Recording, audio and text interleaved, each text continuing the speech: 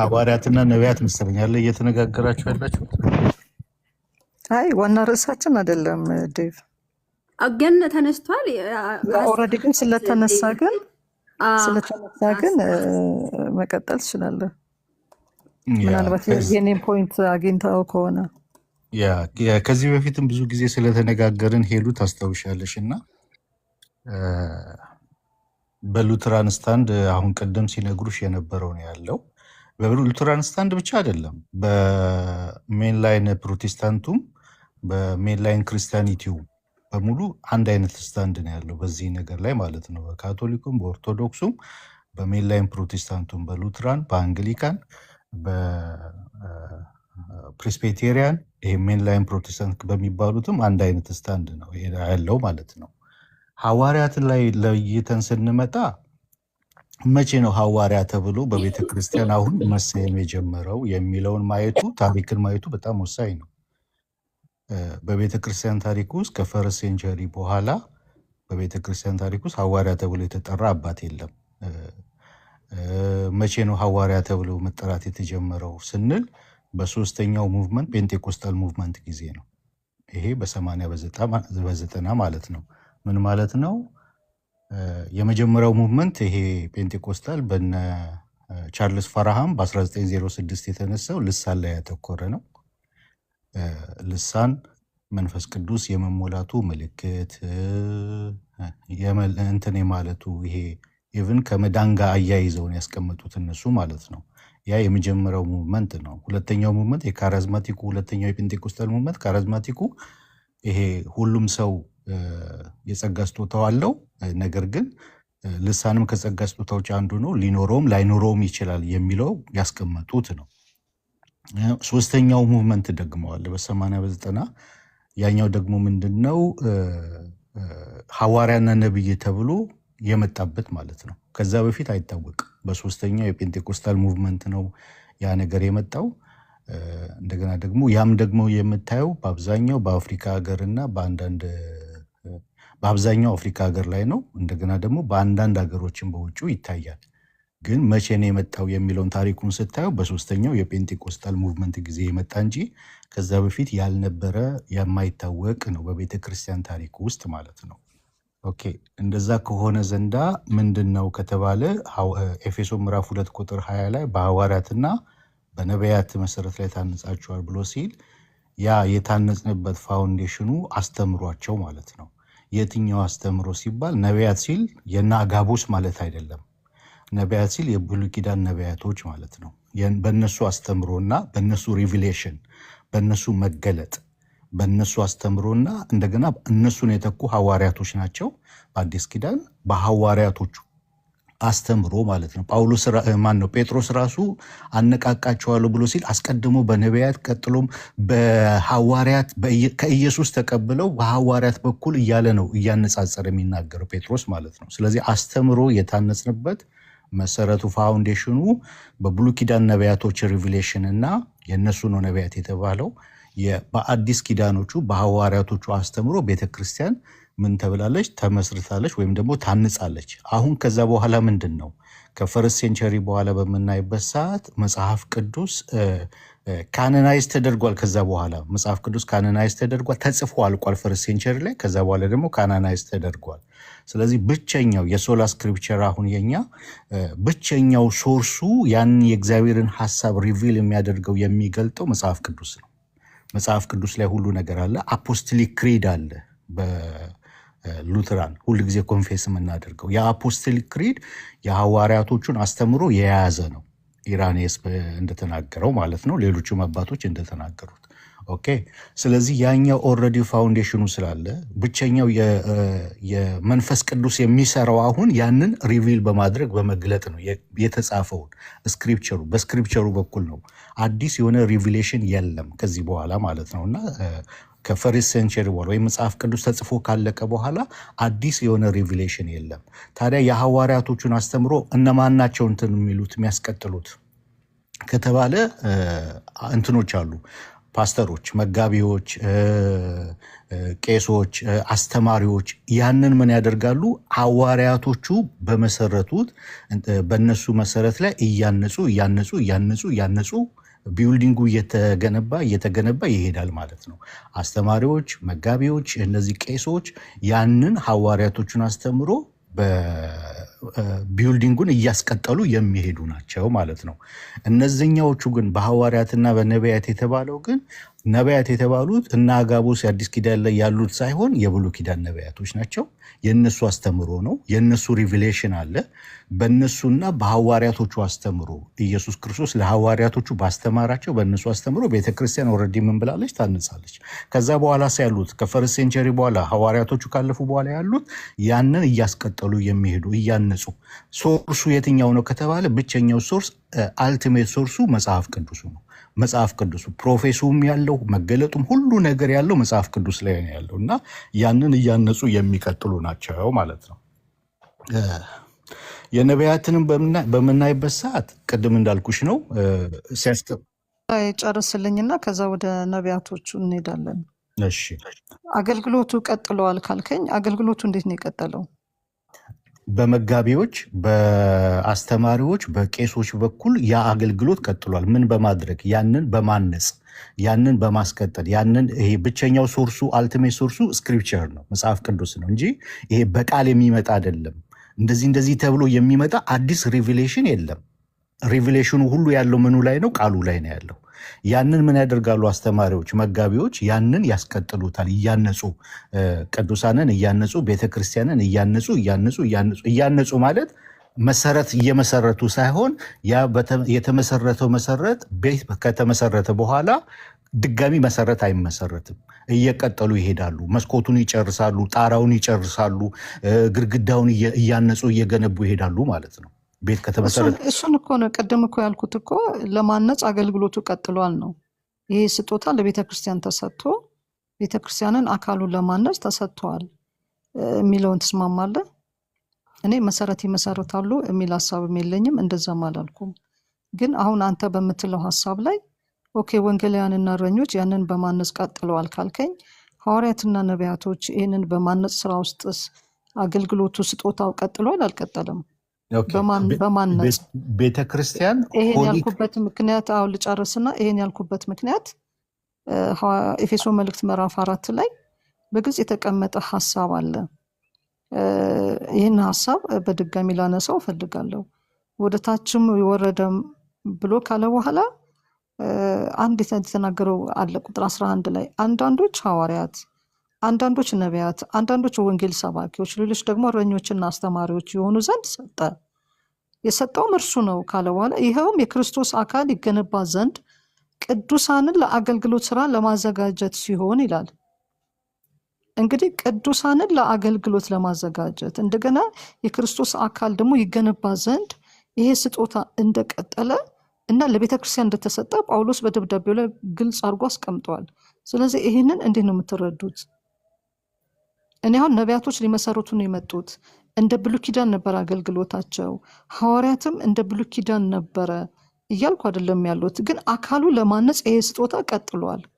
አሁን እንዳልኩ በተመሰረተው መሰረት ላይ ለማነጽ አካሉ ለመገንባት ቅዱሳን ለአገልግሎት ለማዘጋጀት ተሰጥተዋል። ይሄ ስጦታ አሁንም አለ እያልኩ ነው። በዚህ ትስማማለህ ብራዘር? በኤፌሶን 4 መልእክት መሰረት ኦኬ። ይኸውልሽ ሄሉ ቤተክርስቲያን ሆሊ ካቶሆሊክ ነች። ሆሊ ብቻ ሳይሆን ካቶሆሊክ ነች። ምን ማለት ነች? እንደገና ደግሞ አንዲት ነች። ኦኬ ቤተክርስቲያን አንዲት ስትሆን እያንዳንዱ የተሰጠው አሁን እጅ የራሱ ድርሻ አለው፣ አይን የራሱ ድርሻ አለው፣ እግር የራሱ ድርሻ አለው። እግር አይን መሆን አይችልም፣ አይን ደግሞ እግር መሆን አይችልም። ምንድነው? አንድ ቤት ነው እየተገነባ እየተሰራ ያለው፣ አንድ ቤት ነው የሚሰራው። ያቺ ትልቋ የክርስቶስ ኢየሱስ አካል የሆነችው ቤተክርስቲያን ነች። በዛ ውስጥ የሐዋርያትና የነቢያት ሚና ምንድን ነው? አንዲት ነች ቤተክርስቲያን። እንግዲህ አስቢው፣ በአጸደ ነፍስም ካሉት ጋር በዚህ በምድርም ካለነው ጋር አንዲት ቤተክርስቲያን ነች። የእነሱ ሚና ምንድን ነው ከተባለ ፋውንዴሽን ነው ሚናቸውን ለዩ። አሁን ሚናቸው ምንድን ነው? የእነሱ ፋውንዴሽን መሰረትንት ማለት ነው። ያ መሰረት የተባለው ምንድን ነው? አስተምሮ ነው። ኦኬ ያ አስተምሮ ደግሞ የማን ነው? ነቢያት የተባሉት ማን ናቸው ብዬሻለሁ? የብሉይ ኪዳን ነቢያቶች ናቸው። የእነሱ ሪቪሌሽን ነው። ሐዋርያቶች ደግሞ ከክርስቶስ የተማሩት ማለት ነው። በእነዚህ በሁለቱ ላይ ቤተክርስቲያን እንትን ብላለች፣ ስታብሊሽ ሆናለች፣ ተመስርታለች። ኦኬ። ከዛ በኋላ ያሉት ደግሞ ኤፌሶን 4 አሁን የጠቀሽው ራሱ አስቀድሞ የሚለው መዘንጋት የለበትም። አስቀድሞና ቀጥሎ የሚለው ነገር መዘንጋት የለበትም። እነዛኞቹ በፓስት ነው የሚያስቀምጣቸው። አስቀድሞ ሐዋርያትና ነቢያትና ሐዋርያት እያለ በሚያስቀምጥበት ሰዓት ሐዋርያትና ነቢያት ብሎ በሚያስቀምጥበት ሰዓት በፓስት ነው የሚያስቀምጠው። እዛ ጋር አስቀድሞ ይልና ቀጥሎ ደግሞ ብሎ ነው የሚያስቀምጠው ማለት ነው። ቀጥሎ ያሉት ምንድን ነው የሚያደርጉት? አሁን እነ ዮሐንስ የመጨረሻው ሐዋርያ ነው። እሱ እንትን ካለ በኋላ ከዛ በኋላ ሌላ ስክሪፕቸር የሚጻፍ የለም። የመጨረሻው ስክሪፕቸር ፈርስት ሴንቸሪ ላይ ተዘጋ። ኦኬ። ከዛ በኋላ ደግሞ ካኖናይዝድ ሆነ። አሁን የእነሱን ትምህርት የሚያስቀጥል ነው የሚፈለገው። ከዛ በኋላ ያሉት የሚመጣው ጄኔሬሽን ክርስቶስ እስከሚመጣ ድረስ የእነሱን አስተምህሮ የሚያስቀጥል የማንን? የነቢያቶችንና የሐዋርያቶችን አስተምሮ የሚያስቀጥል ነው የሚፈለገው። ኦኬ። የነቢያቶችና የሐዋርያቶቹ አስተምሮ በሙሉ ሪቪሌሽን በሙሉ ምኑ ላይ አለ? ስክሪፕቸር ላይ፣ መጽሐፍ ቅዱስ ላይ አለ። መንፈስ ቅዱስ ያንን ነው ሪቪል የሚያደርገው የሚገልጠው። ያንን ነው ሰዎች እንዲረዱት ያንን ሀሳብ እንዲያውቁት የሚያደርገው መንፈስ ቅዱስ የሚሰራው ማለት ነው። ኦልሬዲ ተጽፎ አልቋልና። ከዛ በኋላ ያሉት ይሄ አስተማሪዎች፣ መጋቢዎች፣ ወንጌላውያን፣ ቄስ እንደዚህ የሚባለው ቢሾፕ የሚባሉት በሙሉ ምንድን ነው የሚያደርጉት? የሐዋርያቱንና የነቢያቱን አስተምሮ ነው የሚገልጡት ማለት ነው። ያንን አስተምሮ በመንፈስ ቅዱስ በኩል እየገለጡ እያስተማሩ ምዕመኑን ወይም ቤተክርስቲያንን ምን ያደርጓታል? ያንጿታል። ኤዲፋይ እያደርጓት እያንጿት ይቀጥላሉ ማለት ነው። አዲስ ሪቪሌሽን የለም። ነቢያቶቹና ሐዋርያቶቹ ግን ሪቪል ነው ያደረጉት። አዲስ ነገር ነው የገለጡት። ሚስጥር ነው የገለጡት። ሐዋርያው ሲናገር አይተሸዋል። የክርስቶስን ሚስጥር እንዴት እንደማውቅ እንድታስተውሉ ፈልጋሉ። ሚስጥሩም የክብር ተስፋ ያለው ክርስቶስ በእናንተ ዘንድ መሆኑ ነው ይላቸዋል። ሚስጥር ነው የገለጡት ሐዋርያቶቹ። ነቢያቶቹ ሚስጥር ነው የገለጡት። ድንግል ትጸንሳለች፣ ወንድ ልጅ ትወልዳለች፣ እንደዚህ ብሎ ሲናገሩ ሚስጥር ነው እየገለጡ የነበሩት። አሁን አዲስ ሚስጥር የለም። ያ ሚስጥር በመጽሐፍ ተጽፏል። ሁሉ ነገር ያለው መጽሐፍ ቅዱስ ላይ ነው ያለው። ያንን ደግሞ ምን የሚያደርጉ ናቸው እነዚህ አስተማሪዎች፣ መጋቢዎች፣ ቄሶች፣ ቢሾፖች፣ ወንጌላውያን ምናምን ምንድን ነው የሚያደርጉ? ያንን ሚስጥር በመጽሐፍ ቅዱስ ያለው ሚስጥር መንፈስ ቅዱስ ባስተማራቸው ኢንላይት ባደረጋቸው መሰረት ለምዕመኑ ለቤተ ክርስቲያን ኤዲፋይ እያደረጉ እያነጹ ይቀጥላሉ ማለት ነው። ገብቶሻል ምለው ሶላ ስክሪፕቸራ ብለን ስንል ብቸኛው አልቲሜት አውቶሪቲው መጽሐፍ ቅዱሱ ላይ ነው ያለው እያለን ነው። ስለዚህ አሁን አንድ ነገር ላይ ሁለት እንትኖችን እናንሳ። ለምሳሌ ቁጥር 9 ላይ ዲቤተብል እንደሆነ አውቃለሁ በስነ መለኮትም። ለምሳሌ ወደ ላይ ወጣ ማለት ወደ ምድር ወደ ታችኛው ክፍል ወረደ ማለት ካልሆነ በቀር የሚለው ሀሳብ አሁንም እሱ ዲቤተብል እንደሆነ አውቃለሁ። ምንድነው ዲቤተብሉ? ይሄንን ከዛ ጋር ኮት አድርጎ ነው አሁን የክርስቶስን ሞትና መነሳት ለማስታወስ ያነሳው ነው እንጂ አሁን ከመንፈስ ቅዱስ መውረድ በኋላ የመጣ አይደለም ብለው የሚከራከሩ እንዳሉ አውቃለሁ። እሱን እንዳለ ይቀመጥ። ግን ዝቅ ብሎ ግን የክርስቶስ አካል ይገነባ ዘንድ ለቅዱሳን አገልግሎት ስራ ለማዘጋጀት ሲሆን ብሎ ይህም የሚሆነው ሁላችንም የእግዚአብሔርን ልጅ በማመንና በማወቅ ወደሚገኝ አንድነት በመምጣትና ሙሉ ሰው በመሆን በክርስቶስ ወዳለው ፍጹምነት ደረጃ እስከምንደርስ ነው ይላል።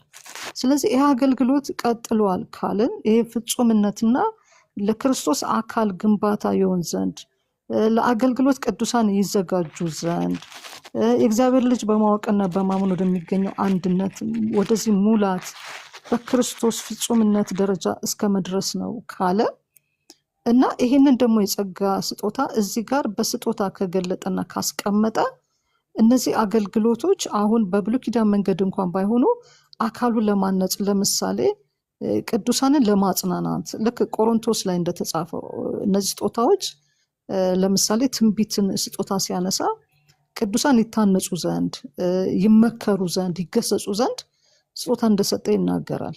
ኦኬ። ታዲያ ይሄ ስጦታ ለዛ አገልግሎት ከተሰጠ እና እዚህ ጋር ኮት አድርጎ ከጠቀሰው ፍጹም ዜሮ ነው ወይም ኔጌቲቭ ነው ማለት እንችላለን? ኦኬ ሄሉ በደንብ እንድትረጅኝ እፈልጋለሁ። ለመረዳት ነው እየሰማ ያሉት። እውነት ለመረዳት ነው እየሰማ ያሉት። በደንብ ስሚኝ። እዚህ ጋር በምሳሌ ላስረዳሽ። አገልግሎት ልዩ ልዩ ነው። የሐዋርያትና የነቢያት አገልግሎት ልዩ ነው። ያንን አገልግሎት ደግሞ ፋውንዴሽን ነው፣ መሰረት ነው፣ አስተምሮ ነው። ኦኬ አገልግሎት ከዛ በኋላ በቤተ ክርስቲያን ቀጥሏል። የቀጠለው ግን በምን አይነት መልኩ ነው? በነማን የቀጠለው የሚለውን ሁለቱን ያዥልኝ። በምን አይነት መልኩ ነው የቀጠለው? በነማን የቀጠለው የሚለው ማለት ነው። ምክንያቱም ሐዋርያትና ነቢያት ለምሳሌ አይን ከሆኑ፣ በአካል ውስጥ አይን ከሆኑ እግር መሆን አይችሉም። ከዛ በኋላ ተመልሰው እግር ደግሞ የራሱ ድርሻ አለው የሚያስቀጥልበት፣ ያንን አካል የሚያስጎዝበት ማለት ነው። ነቢያትና ሐዋርያት ቅድም እንዳልኩሽ ነው፣ ፋውንዴሽን ነው፣ አስተምሮ ነው። ይሄ በእነሱ አስተምሮ ላይ ነው ቤተክርስቲያን የታነጸችው። ኦኬ ይህንን ካሽልኝ በምሳሌ ላስረዳሽ። አንድ ቤት ሲገነባ መሰረት ይጣላል አይደለ? መሰረት ይጣላል። ከዛ በኋላ ደግሞ በመሰረቱ ላይ እየታነጸ ይሄዳል። ኦኬ አሁን ቅድም ኤፌሶን ላይ የገለጽሽው በክርስቶስን በማመንና በማወቅ የሚገኝ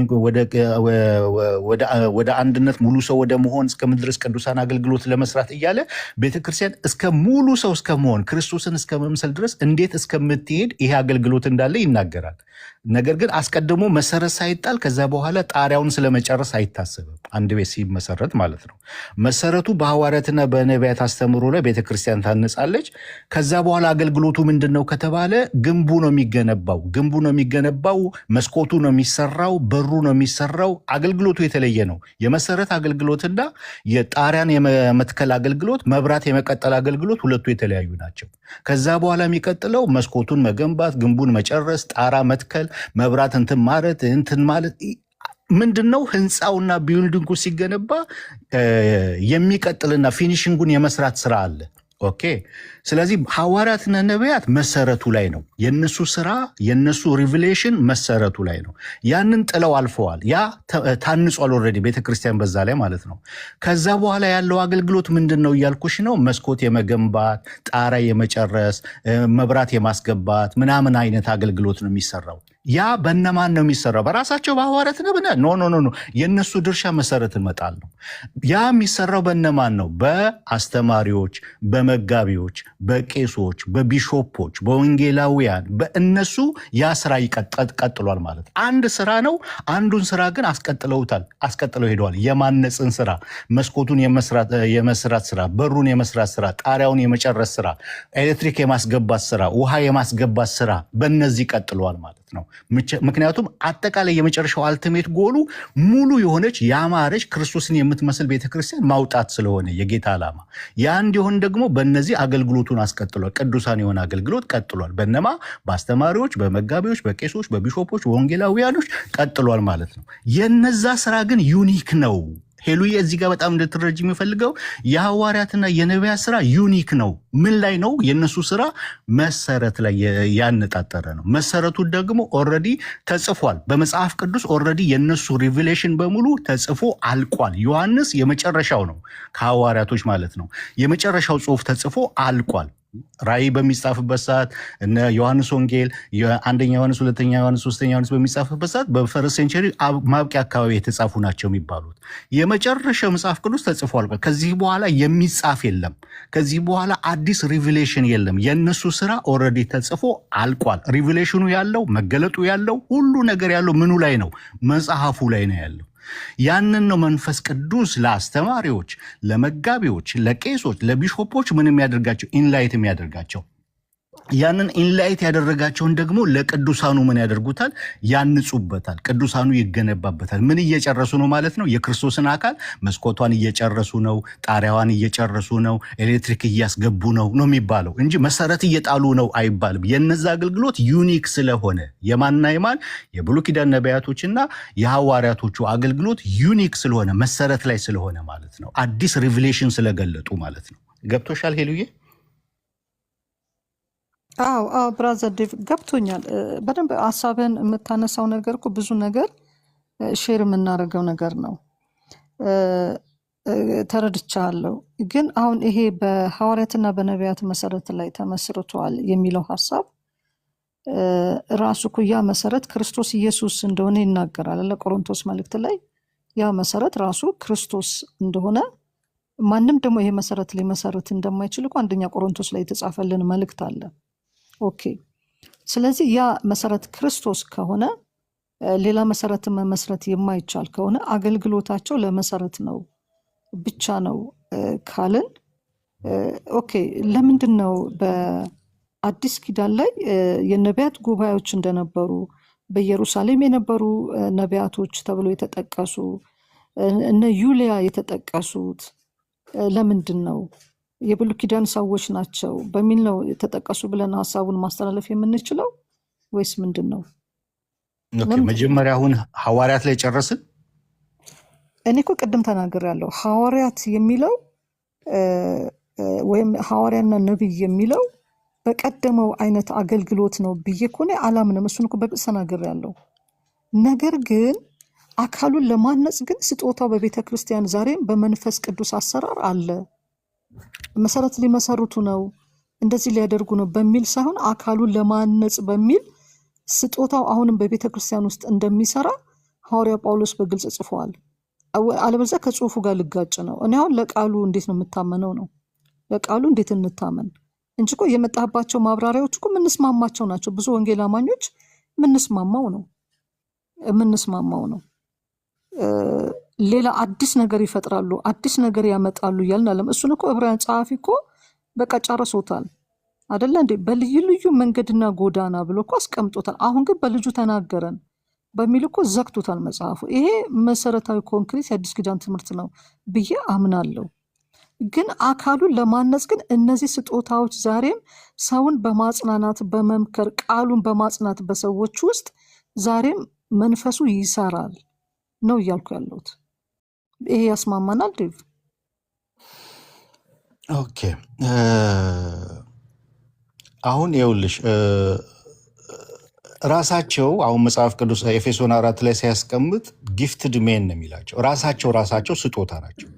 አዎ ሰዎቹ ናቸው የተሰጡት። አዎ ጳውሎስም ሲናገር አንደኛ ቆሮንቶስ 3 ላይ ሲናገር አጵሎስ ማን ነው? ጳውሎስ ማን ነው? እነዚህ ሁሉ ለእናንተ ናቸው፣ የእናንተ ናችሁ፣ እናንተ ደግሞ የክርስቶስ ናችሁ ብሎ ይናገራል። እና ራሳቸው ሰዎቹ ናቸው የተሰጡት ለቤተ ክርስቲያን ማለት ነው።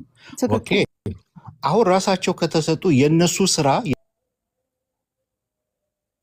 የነሱ አገልግሎት ምንድን ነው የሚለውን እግር ማድረግ የሚችለው የራሱ ስራ አለው። አሁን በአካል ነው እየመሰልኩልሽ ያለው።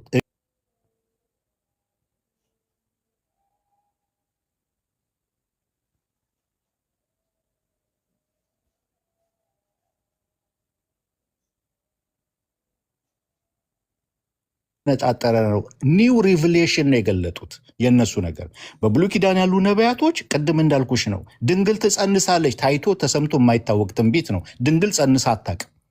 ታይቶ ተሰምቶ የማይታወቅ ትንቢት ተናገሩ። ድንግል ትጸንሳለች፣ ወንድ ልጅንም ትወልዳለች። እንደዚህ አዲስ ነው። ይሄ ኒው ሪቪሌሽን ነው። ኦኬ፣ ሐዋርያቶቹን እንምጣ። የክርስቶስን ሚስጥር ምን ያህል እንደማውቅ እንድትረዱ ፈልጋለሁ። ሚስጥሩም የክብር ተስፋ ያለው በእናንተ ዘንድ መሆኑን። በማን? በአሕዛብ ዘንድ።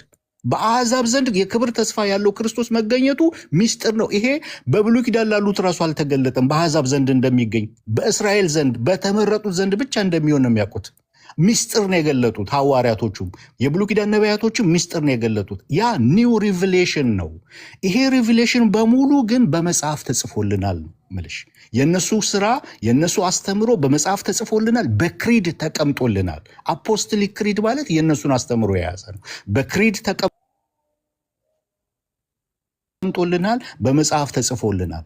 አሁን ይሄ ነገር አልቋል። ድርሻቸው፣ ስራቸው ተሰርቷል በአካል ውስጥ። ለምን? ቤተ ክርስቲያን ካቶሊክ ነች፣ አንዲት ነች፣ ዓለም አቀፍ ነች። በአጸደ ነፍስ ያሉትን በዚህ ያለነውም አንድ ቤተሰብ ነን፣ አንድ ፋሚሊ ነን። በዚህ ፋሚሊ ውስጥ የሐዋርያትና ነቢያት ስራቸው፣ አገልግሎታቸው መሰረት ላይ ያነጣጠረ ስለሆነ ያ ነገር በሙሉ ደግሞ በስክሪፕቸር ተጽፎልናል፣ በክሪድ መልክ መጥቶልናል። ከዛ በኋላ ያለው ሌላ የሚቀጥል አገልግሎት ነው ብዬሻለሁ። ሌላ የሚቀጥለውን አገልግሎት ደግሞ የማነጽ ስራውን ደግሞ አስተማሪዎች አሉ፣ መጋቢዎች አሉ፣ ቄሶች፣ ቢሾፖች አሉ፣ ወንጌላውያኖች አሉ። እነሱ ምን ያደርጉታል? እያነጹ ያንን እንትን እያደረጉ ፊኒሽንጉን እየሰሩ ይሄዳሉ ማለት ነው። መንፈስ ቅዱስ የሚሰራው የቱ ላይ ነው? ሪቪል የሚያደርገው ኢንላይት የሚያደርገው ቃሉን በመግለጥ ነው። ቃሉን ይገልጠዋል። ቃሉ ላይ ነው ሁሉ ነገር ያለው። አልቲሜት አውቶሪቲ ሁሉ ነገር ያለው ቃሉ ላይ ነው። ቃሉ ደግሞ ተጽፎ አልቋል ነው የምልሽ። ገብቶሻል ምለው። ሌላው ሄሉ ከታሪክ አኳያ ማየት አለብሽ። ከታሪክ አኳያ በምታይበት ሰዓት የመጨረሻው አፖስትል ሐዋርያው ዮሐንስ ነው አይደለ ያለፈው። ከዛ በኋላ ሐዋርያ የሚባል በቤተ ክርስቲያን ታሪክ ውስጥ ነበረ ወይ? እንደዚህ አይነት ሹመት ነበረ ወይ? ሐዋርያ ተብሎ የተሾመ አባት አለ ወይ? ፕሮፊት እንትና ተብሎ የተሾመ አባት ነበረ ወይ? ታዲያ ከየት መጥቶ ነው በቤተ ክርስቲያን ታሪክ ውስጥ 1900 ዓመት ሳይኖር አዲስ ነገር እዚህ ጋር የሚመጣው? ምክንያቱም ይሄ ሐዋርያ የሚባለውና ነብይ የሚባለው ሹመት የመጣው መቼ ነው ብዬሻለሁ? በሶስተኛው የጴንጤቆስጣል ሙቭመንት ጊዜ ነው ብዬሻለሁ። በመጀመሪያው ራሱ የለም፣ በሁለተኛው የለም፣ በሶስተኛው የጴንጤቆስጣል ሙቭመንት ጊዜ ነው የመጣው። 1900 ዓመት ሙሉ በቤተ ክርስቲያን ታሪክ ሳይታወቅ አዲስ ነገር የሚመጣ ከሆነ ኖ ቆም ብሎ ማየት ያስፈልጋል። አዲስ ነገር ከየት መጣ? 1900 1800 ዓመት የት ነበረ ተብሎ መጠየቅ ያስፈልጋል። እነ ሉተር አያውቁትም፣ ሪፎርመሮች እነ ካልቪን አያውቁትም፣ እነ ዘወንግሊ ራሱ አያውቁትም ይሄንን። ከዛ በኋላ የተነሳውም ጄኔሬሽን እነ ዴቪድ ኦላስ አያውቁትም፣ 17ኛው ሴንቸሪ ላይ የመጡት። አዲስ ነገር የመጣው መቼ ነው? ኢቭን የመጀመሪያው ጴንጤቆስጣል ሙቭመንት ጊዜ የለም፣ ሁለተኛው የለም፣ ሶስተኛው ሙቭመንት ላይ ነው የመጣው ይሄ ነገር። ስለዚህ አዲስ ነገር ሲመጣ ምንጊዜም ቆም ብሎ ማሰብ ያስፈልጋል። በቤተ ክርስቲያን ታሪክ ውስጥ እንደዚህ አይነት ሹመት አልነበረም። ሐዋርያ ገሌ ተብሎ አይሾምም፣ ወይም ሐዋርያ ተብሎ የሚጠራ የለም። ያንን የሚያደርጉት ምንድነው? ቢሾፖች አሉ፣ ቄሶች አሉ፣ ዲከንስ አሉ። እነዛ ምንድነው የሚሰሩት? የሐዋርያቱን አስተምሮ የሚያስቀጥሉ፣ የሐዋርያትና የነቢያቱን አስተምሮ የሚያስቀጥሉ ነበሩ ማለት ነው። አሁንም በቤተ ክርስቲያን ትክክለኛው እየተሰራ ያለው መሰራትም ያለበት የሐዋርያትና የነቢያትን አስተምሮ ማስቀጠል ነው። በቤተ ክርስቲያን ያሉ አስተማሪዎች፣ ቄሶች፣ መጋቢዎች፣ ዲከንስ እንደዚህ አሁን ያሉት ምንድነው የሚያደርጉት? ያንን አስተምሮ ነው ማስቀጠል ያለባቸው። ክሪድ አለን፣ መጽሐፍ ቅዱስ አለን። ሌላ ነገር አዲስ ነገር አንጠብቅም። ምክንያቱም ሐዋርያ ከተባለ መጽሐፍ አለበት፣ ወይም ደግሞ በጌታ ክራይቴሪያ አለው። አንድ ሐዋርያ የጌታ ሐዋርያ ለመባል ክራይቴሪያ አለው። ራሱ ጌታን ያየ በጌታ በራሱ የተመረጠ የተሾመ ይሄ ምንድነው አውቶሪቲ ያለው በመላው ቸርች ላይ በመላው በክርስቶስ ቤተክርስቲያን ላይ አውቶሪቲ ያለው ብዙ ነገር አለው ሐዋርያ የሚባለው ነገር ማለት ነው። አሁን ግን ያሉት ራሳቸውን የሾሙ ሐዋርያ ተብለው የተጠሩ አውቶሪቲ የሌላቸው በሁሉ በክርስቶስ ቤተክርስቲያን ላይ አይደለም በራሳቸው ጉባኤ አውቶሪቲ የሌላቸው ናቸው። ነቢያትን በምታይበት ሰዓት ልክ እንደዛው ማለት ነውና ልዩነት አለው፣ የሥራ ድርሻ አለው በአካል ውስጥ። ያንን እንለየው። ሁሉ ነገር ያለው መጽሐፍ ቅዱስ ላይ ነው። አሁን ሁሉ ነገር ተጽፎልናል። አስተምሯቸው፣ ክሪዳቸው ሁሉ ተቀምጦልናል። ያንን ማስቀጠል ነው ሌላው ሰው። ያንን የሚያስቀጥሉት ደግሞ አስተማሪዎች፣ መጋቢዎች፣ ቄሶች፣ ቢሾፖች ናቸው እያልኩሽ ነው። ዴቭ አመሰግናለሁ ስለ ማብራሪያው፣ በደንብ ሰምቻለሁ። ግን እኮ አሁን የኔም ጥያቄ ያስቀጠሉ አባቶች ያላስቀጠሉ አባቶች አይደለም የኔ ጥያቄ መጽሐፍ ቅዱስ ላይ ቁልጭ ብለው የተጻፉ መልእክቶችና ደብዳቤዎች ላይ ነው ጥያቄ እሱ ላይ ነው። እሱ ላይ ፎከስ እንድታረግልኝ እፈልጋለሁ። እያልኩ ያለሁት እነዚህ የጸጋ ስጦታዎች ለቤተ ክርስቲያን ተሰጥተዋል ካልን፣ መንፈስ ቅዱስ አሁንም በቤተ ክርስቲያን ላይ ይሰራል ካልን እና እነዚህ ደግሞ እንዴት እንደሚሰሩ በመጽሐፍ ቅዱስ ከተቀመጠልን አሁን መሰረት ይመሰርታሉ እያልን አይደለም። ይሄ ስጦታ ግን ሐዋርያ ተብሎ የተላከ በሚል አገልግሎቱ እንደቀጠለ የምናይባቸው ብዙ መንገዶች አሉ። እንዴት ነው እያየን ያለ ነው? በዓለም ላይ አንድ ሊሆን ይችላል ያለው አሁን በየሰፈሩ በየቦታው ስለሚጠሩ ሰዎች፣ እርስ በርሳቸው ስለሚሿሿሙ ሰዎች አይደለም። ከተማ ቁጭ ብሎ አንድ ቤት ተከራይቶ ስለሚያገለግል ሰውዬ አይደለም እኔ እያወራሁ ያለሁት። እሱ ለእኔም ብዙ አይገባኝም። ባልገባኝ ነገር ብዙ ማውራትም አልፈልግም። ግን አንድ የጸና ግን የእግዚአብሔር ቃል እማየው አንዳንዶች ብሎ ለምን ጠቀሳቸው? ጳውሎስ ለምን ጠቀሳቸው? ለዚህ መልስ አለ እኮ ዴቭ። ለምን ጠቀሳቸው? ሲጠቅሳቸው ደግሞ መሰረት ይመሰርታሉ ብሎ አይደለም የጠቀሳቸው አካሉ ለማነጽ ነው። ቅድም አነበብኩት ክፍሉን አንድ በአንድ አካሉ ለማነጽ የተሰጡ ናቸው ካለ አሉ ማለት ነው። ስጦታው አለ ማለት ነው። አሁን እነሱ መሰረት እንዲመሰረቱ ነው የሚል አልጻፈልንም። ግን በደብዳቤው ላይ ጳውሎስ ሲጽፍልን አካሉን ለማነጽ እንደገና ደግሞ ወደ እድገት እንዲመጡ ወደ ክርስቶስ ሙላት እንዲመጡ የተሰጡ ናቸው ብሎ ካስቀመጠ እነዚህ ስጦታዎች አካሉን ለማነጽና ቅዱሳንን ለማበርታትና ለማጽናናት በቤተ ክርስቲያን ዛሬም ይሰራሉ ብለን መቀበል እንችላለን፣ ጳውሎስ ለጻፈው ደብዳቤ ለመታመን። ካልሆነ ግን ጥያቄ እነማን ምንድን ነው የሚሆነው? ካልሆነ ጥያቄ ምንድን ነው የሚሆነው?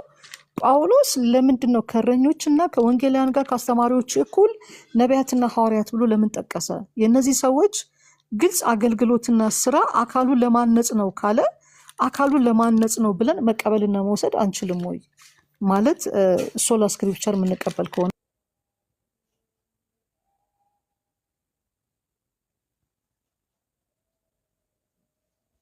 አንዳንዶች ነቢያት፣ አንዳንዶች አስተማሪዎች፣ አንዳንዶች ወንጌላውያን፣ አንዳንዶች ብሎ ከጠቀሳቸው በኋላ እነዚህ አካሉን ለማነጽ የተሰጡ ናቸው ብሎ ስጦታው እንደተሰጠ በግልጽ አስቀምጧል ጳውሎስ። ስለዚህ ጳውሎስ ምን ነክቶት ነው የጻፈው?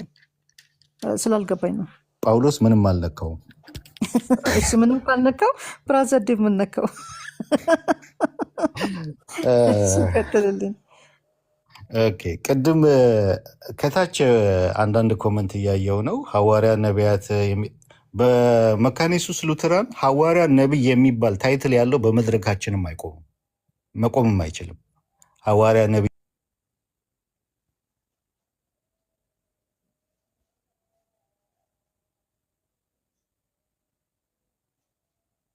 ላይ ማለት ነው።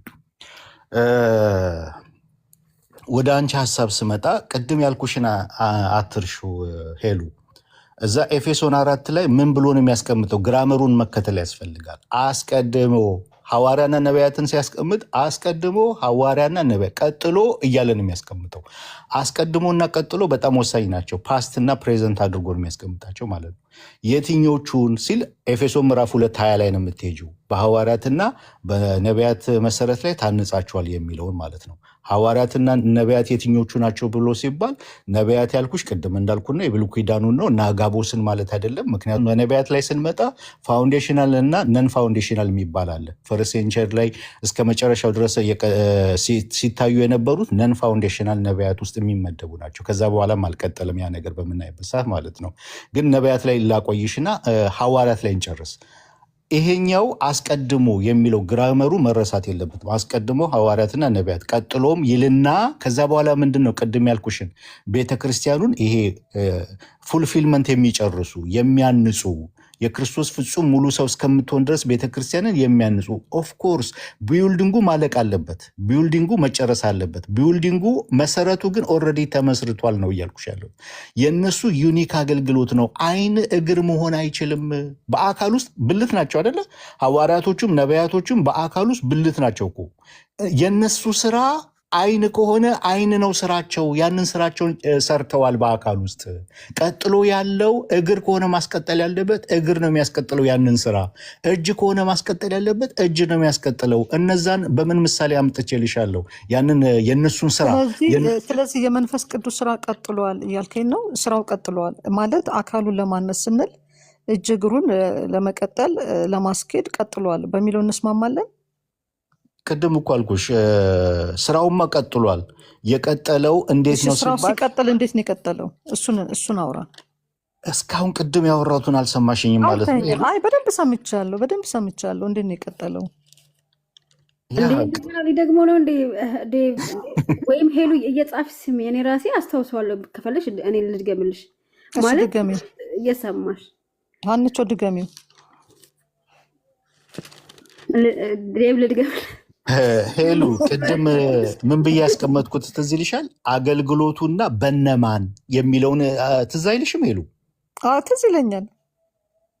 ያንን ነው ካሁን የምደግምልሽ። መሰረቱ ኦልሬዲ ያ መሰረት የማን ነው? ያ አስተምሮ የማን ነው? የነቢያቶችና የሐዋርያቶች። ያንን በአካል ውስጥ አንዲት ብቻ ቤተክርስቲያን ሄሉ። አሁን እኮ በአጸደ ነፍስ ያሉትም እቺ አንዷ ቤተክርስቲያን የምንላት እኮ በአንዱ መንፈስ ነው አለ፣ በአካል ውስጥ ነው እኮ ያለችው አለ፣ ደግሞ የምታገለግለው በዛ መንፈስ ነው። ስለዚህ በአዲስ ኪዳን አገልግሎቱ የቀጠለው እኮ በመንፈስ ቅዱስ ኃይል ነው አለ። በዚህ እንስማማለን። ያ እኮ አይደለም አሁን እንትና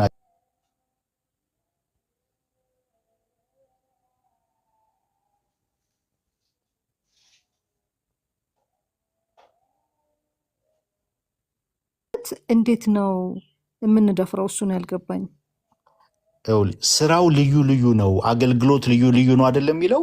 አገልግሎታቸው ምንድነው ብለሽ ያዥልኝ በመጀመሪያ። የነቢያትና አገልግሎታቸው ምንድነው ከማለት በፊት አካሉን በሚያንጽ መንገድ ዛሬም በአዲስ ኪዳን ተሰጥተዋል ብለን እናምናለን ወይ? በአዲስ ኪዳን ሐዋርያቶች ተሰጥተውናል። ልክ ነው፣ በአዲስ ኪዳን። በብሉይ ኪዳን ደግሞ ነቢያቶች። ቴንኪዩ። እሱን ነው እየጠየኩ ያለሁት። እነዛ ሐዋርያቶች ግን የትኞቹ ናቸው ከተባለ ጌታን በአይናቸው ያዩ፣ ጌታ ራሱ የሾማቸው፣ ራሱ እንትን ያላቸው ናቸው። መለኪያ ያለው መስፈርት አለው። ከዚያ በኋላ ሐዋርያ ብለው የመጡት እንኳን አሁን አሉ ተብሎ የሚባሉት ጌታ ነው የሾማቸው። ጌታን በአይናቸው አይተዋል። አውቶሪቲ ያላቸው ብዙ ነገር ክራይቴሪያ ያለው ያንን ያሟላሉ ወይ? የለም።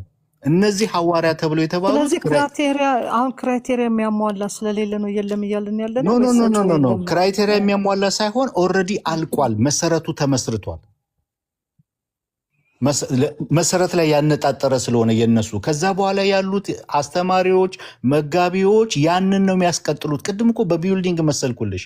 መሰረት ከተመሰረተ በኋላ ከዛ በኋላ ምንድን ነው የሚደረገው? ቢልዲንጉ እየቀጠለ ይሄዳል። መስኮት ይወጣል፣ በር ይወጣል። ያንን ስራ በር ተሰራ፣ ጣራ ተሰራ ማለት እኮ መሰረቱ ስላለ ነው፣ ስለሌለ አይደለም። ኦፍኮርስ መሰረቱማ አለ። መሰረቱ ባይኖር ጣራና ግድግዳ ተሰራ ተብሎ ቤት ተቆመ ተብሎ መሰረቱ ቢነቀል ቤቱ ፋውንዴሽኑ ይወድቃል። ቤቱ አለ። ይኸውልሽ አሁን መሰረቱ ክርስቶስ ነው አይደለ? ያ ደግሞ አስተምሮ በሙሉ ምኑ ላይ ያለ እያልኩሽ ነው። መጽሐፍ ቅዱስ ላይ ያለ ተጽፎ አልቋል መጽሐፍ ቅዱስ። ስለዚህ የተጻፈውን መጽሐፍ እየሰበኩ እያስተማሩ ማገልገል አይችሉም። ያንን ነው ምልሽ። ያ ደግሞ አስተማሪዎች አሉ፣ መጋቢዎች አሉ፣ ቄሶች አሉ። ቀጥሎ ምክንያቱም ሐዋርያና ነብዩ ብቻ አይደለም ለቤተ ክርስቲያን የተሰጠው አይደለ? ምን ብሏል? እሱማ ሁሉም የተሰጡት ብዬ ነው የማምነው እኔ። ያ ስለዚህ በሌሎቹ ምን ብሏል ማለት ነው? በአካሉ ላይ ያንን የማስቀጠሉ ስራ፣ የማነጹን ስራ፣ ቤተክርስቲያንን የማነጽ ስራ፣ ይሄ ፊኒሽንጉን የመስራት ስራ ሌሎቹ አስቀጥለውታል። እግር አስቀጥሎታል። የአይንን ስራ ሐዋርያቶች ከወሰዱ ከዛ በኋላ እጅና እግር ሌሎቹ አስቀጥለውታል እያልኩሽ። ኦኬ፣ እዚህ ድረስ ከተግባባን ችግር የለውም። ብራዘር ፖይንቱ አሁን ምንድን ነው? በጣም ማወቅ ያለብን ነገር አፖስትል ልንል የምንችላቸው ክራይቴሪያዎች ቅድም ተቀምጠዋል። ጌታ ኢየሱስን ያዩ፣ በእርሱ የተሾሙ የመሳሰሉትን ነገሮች ብለናል አይደለም? በእርሱ የተሾሙ፣ ጌታ ኢየሱስን ያዩ፣ እንደገና ደግሞ የተላኩ ብለን ወጽናል። ከዛ በኋላ ግን የእነዛ አፖስትልስ ፋውንዴሽኑን ሲሰሩ የተሰጡን ናቸው፣ ለቤተክርስቲያን የተሰጡን ናቸው። ከዛ በኋላ ያሉ ግን አፖስትል ልንላቸው አንችልም። ከዛ በኋላ ያለው ከፋውንዴሽኑ ቀጥሎ ለማነጽ ነው የሚለውን በአጭሩ ሳመራይዝ ብናደርግ፣ ምክንያቱም አሉ ልንል እንኳን ብንችል ኢየሱስን አላዩትም በአይናቸው፣ ከዛ ደግሞ እሱ አላካቸውም፣ ከዛ በኋላ ደግሞ የመሳሰሉ ነገሮች ሊመጡ ነው። እንደዚህ ክራይቴሪያውን ሊያሟሉ። ነገር ግን ሚሽነሪ ሊሆን ይችላል፣ ወንጌላዊ ሊሆን ይችላል፣ በተለያየ ቦታ ሴንት ተደርጎ ተልኮ ሊሰራ ይችላል። እንግዲህ የኛዎችን አፖስትል የምንለው ባይሆንም እንኳን ከአረባት አድርገው የሚዞሩ አይደለም። እነዛ አፖስትሎች በየሄዱበት ቦታ ተወግተው በጦር ቆዳቸው ተገፎ በየሄዱበት ቦታ አጽማንትናቸው ተገለው የቀሩ ናቸው። እነሱ ናቸው አፖስትል የምንለው። አንድ ቦታ ቸርች ሰርቶ ያለው እንትተነዋል፣ እሱን አይደለም። ካሉ እንኳን ሚሽነሪ ሊሆን ይችላል ካሉ እንኳን እንጂ አፖስትል ልንላቸው ሐዋርያ ልንላቸው አንችልም በሚለው ብንዘጋ ሳመራይዝ ብናደርግ